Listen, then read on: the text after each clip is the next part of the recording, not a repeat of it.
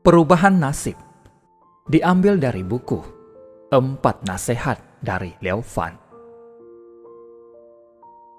Manusia berada di dunia, itu adalah nasib. Sebenarnya, tak hanya manusia, keberadaan semua makhluk juga tidak luput dari nasib. Karena nasib, maka dibatasi oleh kelahiran dan kematian, serta menghadapi berbagai situasi berbeda-beda. Dari manakah asalnya nasib? Hukum karma mengatakan dengan jelas, ingin mengetahui sebab di kelahiran di masa lampau, lihatlah yang didapatkan sekarang. Ingin mengetahui akibat di kelahiran mendatang, lihatlah yang diperbuat sekarang. Nasib adalah balasan karma. Karma berasal dari sebab akibat. Oleh sebab itu, nasib terbentuk dari sebab dan akibat. Bisakah nasib diubah? Tentu saja bisa, asalkan mengubah sebab akibat. Itu sudah bisa. Tapi, umumnya orang tidak melihat jelas asal dari sebab akibat, hanya berusaha di luarnya saja, sehingga efeknya tidak besar. Karenanya, kehilangan kepercayaan diri, akhirnya hanya bisa mengikuti pengaturan nasib. Bila kita analisa lebih teliti, bagaimanakah terbentuknya nasib itu? Jawabannya adalah sifat atau tabiat. Lihatlah orang dari 2 keluarga berbeda dengan pendidikan yang sama, tetapi nasibnya berbeda jauh. Apa sebabnya? Karena tabiat berbeda. Tabiat berbeda akan menampilkan kepribadian yang berbeda dan dirasakan berbeda pula oleh orang lain. Ada yang diterima dan dipercaya, ada yang ditolak dan dicurigai. Dengan begitu, akan mempengaruhi posisinya di masyarakat. Maka nasib yang berbeda pun terbentuklah. Lalu, dari mana asalnya tabiat itu? Jawabannya adalah kebiasaan.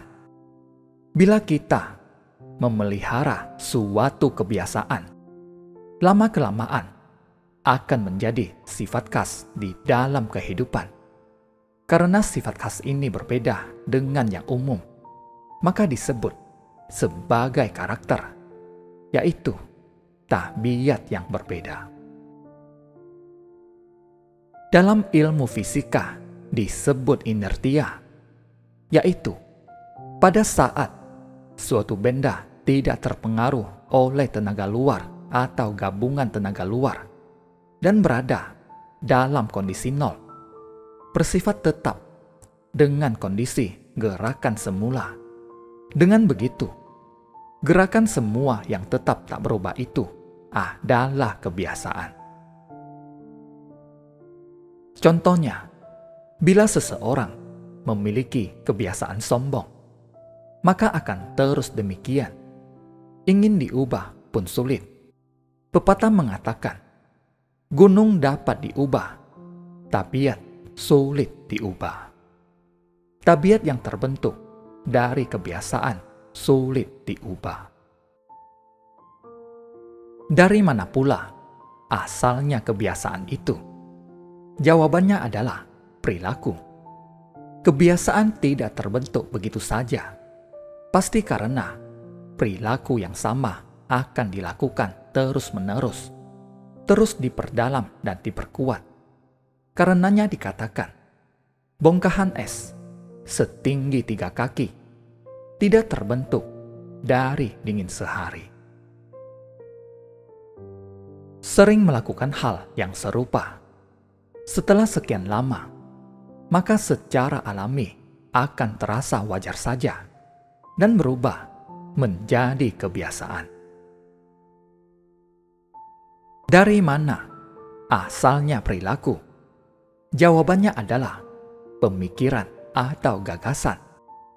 Perilaku seseorang tidak mungkin dilakukan tanpa pemikiran, tapi sebagian perilaku orang sepertinya timbul secara alami, tidak terasa adanya tenaga yang menuntun. Mengapa begitu? Sebenarnya, pikiran manusia ada yang sadar dan ada yang di bawah sadar.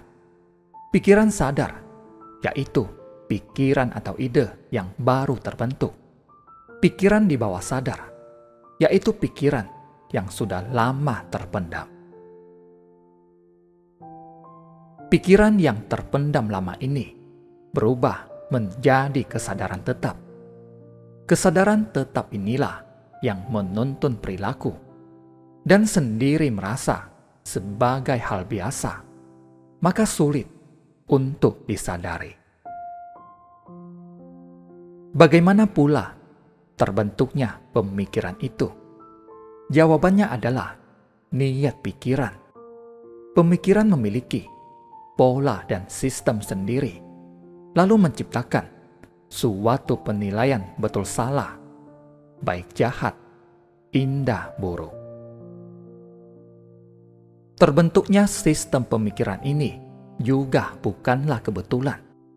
Pasti terbentuk dari niat pikiran berbeda-beda yang saling bertaut. Niat pikiran yang timbulnya banyak dan lama, serta selalu berputar-putar dalam satu permasalahan, akan menjadi pola pikir. Bila tidak menggerakkan niat pikiran, isi hati menjadi kosong. Bagaimana bisa ada pemikiran? Bila niat pikiran baik, maka isi hati pun baik. Niat pikiran buruk, maka isi hati pun buruk. Menurut penjelasan di atas, diperoleh kesimpulan sebagai berikut. Dari niat pikiran berubah menjadi pemikiran. Pemikiran berubah menjadi perilaku. Perilaku berubah menjadi kebiasaan. Kebiasaan berubah menjadi tabiat. Tabiat membentuk takdir. Karena itu, ingin mengubah takdir, harus mengubah tabiat dahulu. Ingin mengubah tabiat, harus mengubah kebiasaan. Ingin mengubah kebiasaan, harus mengubah pemikiran. Ingin mengubah pemikiran, harus mengubah niat pikiran. Niat pikiran adalah sumber akar dari segala nasib, rejeki, bencana. Niat pikiran adalah setiap hati ketika ini ingin memiliki rejeki, maka setiap saat simpanlah hati yang bersyukur, berterima kasih, dan menguntungkan orang lain. Maka rejeki datang dari hati. Rejeki dan bencana tidak datang sendiri, melainkan manusia yang mencarinya sendiri. Dengan terkumpulnya berbagai macam kebajikan indah, sifat baik secara alami akan timbul. Nasib pun berubah baik. Dari niat pikiran sampai nasib, ini adalah prinsip dari reaksi sebab akibat. Bila ingin melampaui kehidupan dan mengakhiri kematian, masih harus ditelusuri lagi ke atas. Niat pikiran asalnya dari mana? Niat pikiran timbul oleh keadaan hati. Keadaan ini dibagi menjadi 6, yaitu warna, suara, bau, rasa, sentuhan, dan pikiran. Bila hati tidak mengikuti perubahan keadaan, maka saat itu tidak timbul niat pikiran dan tiada kemelekatan. Tidak timbul niat pikiran dan kemelekatan adalah roman asli atau watak sejati, serta penggunaan di saat yang tepat. Tiada niat pikiran, bukannya seperti orang yang masa bodoh dan tidak bersemangat hidup. Tapi saat lapar, maka makanlah. Mengantuk, maka tidurlah. Jujur dan sesungguhnya hati di dalam makan dan tidur, sama seperti anak kecil yang polos. Dari mana pula asalnya hati? Berasal dari watak sejati. Bila tidak ada roh suci, maka tidak ada akar pokok dari perilaku baik dan buruk. Karenanya, dari niat pikiran kembali kepada hati nurani. Dari hati nurani kembali ke watak sejati. Dan dari watak sejati balik kembali kepada Tuhan. Seperti yang dikatakan dalam Dharma Buddha sebagai pintu kembali ke kosong, memusnahkan semua kerisauan, kembali ke asalnya. Tabiat dan takdir itu adalah pintu bergulir, berkelana dan bergulir di tengah lautan 6 jalur reinkarnasi hidup dan mati. Pintu kembali ke kosong adalah melawan arus. Pintu bergulir adalah mengikuti arus. Melawan arus kembali ke sumber asal. Mengikuti arus akan menciptakan semuanya. Inti pokok dari searus dan lawan arus ini sangat misterius dan sulit diselidiki, maka disebut sebagai pintu gaib. Bila pintu gaib ini tertutup, maka pintu neraka akan terbuka. 6 jalur dilalui terus dalam lahir dan mati. Bila pintu gaib sudah terbuka dengan satu titik petunjuk, maka jalan menuju surga akan lancar. Hidup dan mati berakhir dan kembali ke surga.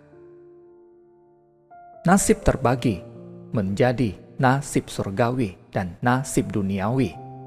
Nasib surgawi adalah yang berasal dari Tuhan, setitik cahaya roh suci yang abadi, tidak bertambah dalam suci ataupun berkurang dalam duniawi.